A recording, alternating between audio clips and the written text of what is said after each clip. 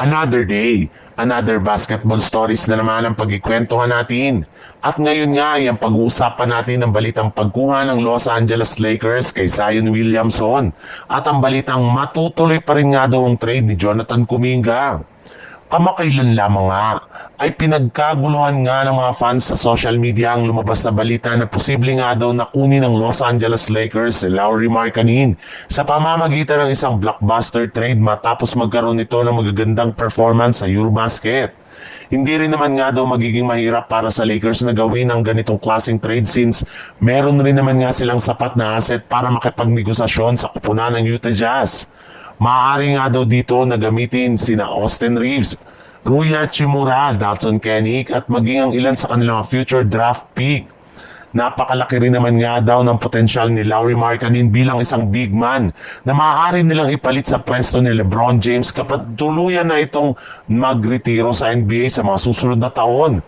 Ngunit makalipas nga ang ilang araw mula nang ilabas ang ganyang balita, ay mismo ang isang NBA insider na nga mula sa Lakers ang nagsabi na wala silang balak na kunin si Markkanen mula sa Jazz, gayong malulugi nga sila dito ng gusto.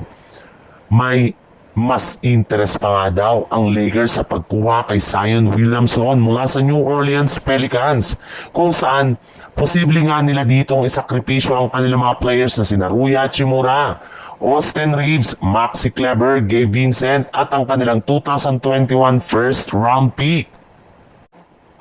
Sa ibang balita naman, ayon nga sa pinakahuling inilabas na balita ngayong araw, posible pa rin nga daw na makuha ng Golden State Warriors si Trey Murphy III mula sa New Orleans Pelicans. Simula nga na maging available ito sa trade ay hindi na nga nagdalawang isip pa ang front office ng Golden State Warriors na tumawag sa Pelicans para malaman kung paano nila ito makukuha ngayong offseason. As of now nga, ay plano na nilang i-offer sa Pelicans ang kanilang batang player na si Jonathan Kuminga at posible nga na madagdagan pa ito depende sa magiging request ng New Orleans sa mga susunod na araw. Kaya abang-abang lang kayo mo kung ito na ang kauna-unahang trade na magagawa ng Golden State Warriors ngayong offseason. Yes, kahit man nga nailabas na noong nakarang araw ang balita, napipirma na si Jonathan Kuminga ng kanyang qualifying offer, ay may hindi pa rin naman nga niya ito nagagawa kaya posible pa rin siya na maitrade ng Golden State Warriors sa mga susunod na araw ngayong offseason.